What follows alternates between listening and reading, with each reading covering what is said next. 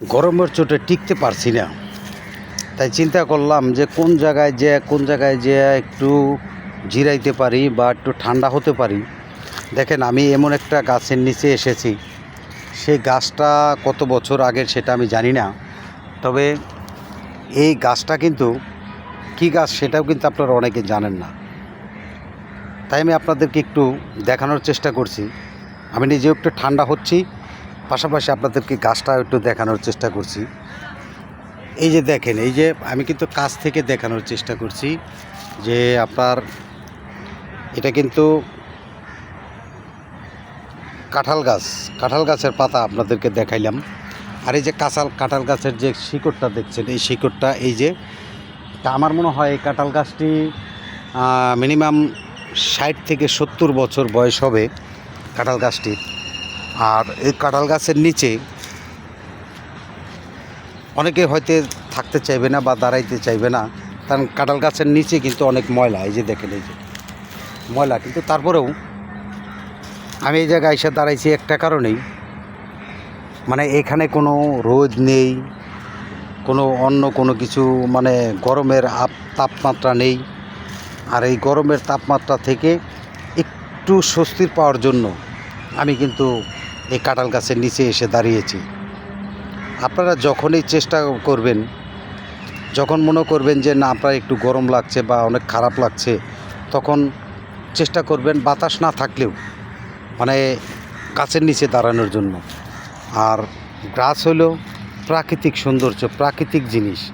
এই গাছের নিচে যখন আপনি দাঁড়াবেন, তখন কিন্তু দেখবেন আপনার শরীর আস্তে আস্তে বাতাস না থাকলেও একটু একটু করে হলেও আপনার শরীরটা কিন্তু ঠান্ডা হবে।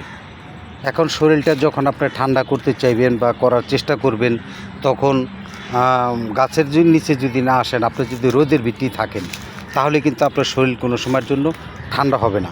ঠান্ডা করার জন্য অবশ্যই আমরা যেন প্রত্যেকটা মানুষ গরম থেকে বা রোদে থেকে বাঁচার জন্য গাছের নিচে এসে দাঁড়াই। এই গাছ মানুষকে কত রকমের কত উপকার করে থাকে, কিন্তু আমরা দেখা গেছে কোনো জিনিসই বুঝতে চাই না বা বোঝার চেষ্টাও করি না। আর বোঝার চেষ্টা না করার কারণে দেখা গেছে আমরা সেই জিনিসটি মানুষকেও বুঝাইতে পারি না, নিজেও বুঝতে পারি না। এই গাছ আবহাওয়া তৈরি করে, প্রাকৃতিক সৌন্দর্য তৈরি করে, আপনার গরম থেকে আপনাকে বাঁচার রাস্তা তৈরি করে দিতে পারে। যার কারণে গাছকে কেউ ঘৃণা করবেন না, গাছকে সবাই ভালোবাসার চেষ্টা করবেন।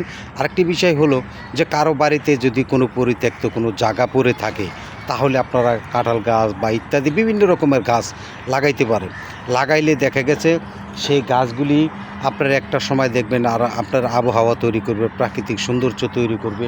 আর সেই সৌন্দর্যটা যদি আমি সবাই যেন একসাথে যদি ভাগ করে নিতে পারি, এই প্রাকৃতিক সৌন্দর্য এমন একটি জিনিস, সেই জিনিসগুলি একমাত্র যারা এই প্রাকৃতিক সৌন্দর্যের মাঝে আসেনি তারা কিন্তু কেউ বুঝতে পারবে না।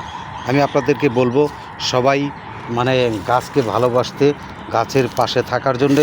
এই যে গাছের নিচে এসে দাঁড়িয়েছি, মানে গরম প্রচুর বাতাস নেই, মানে রোদ। যখন আমি গাছের নিচে এসেছি তখন আমার কাছে কত যে ভালো লাগতেছে তা আমি আপনাদেরকে বুঝাইতে পারবো না। তারপরে চিন্তা করলাম যে না, এই ভালো লাগা মুহূর্তটা আপনাদের মাঝে একটু তুলে ধরি। যখন আমি আপনাদের মাঝে একটু তুলে ধরার চেষ্টা করছি, তখন কিন্তু অনেক বন্ধুরা আছেন যে হয়তো চিন্তা করতে পারেন যে এই বেটা হয়তো পাগল হতে পারে বা এই বেটা একটা ছাগল হতে পারে।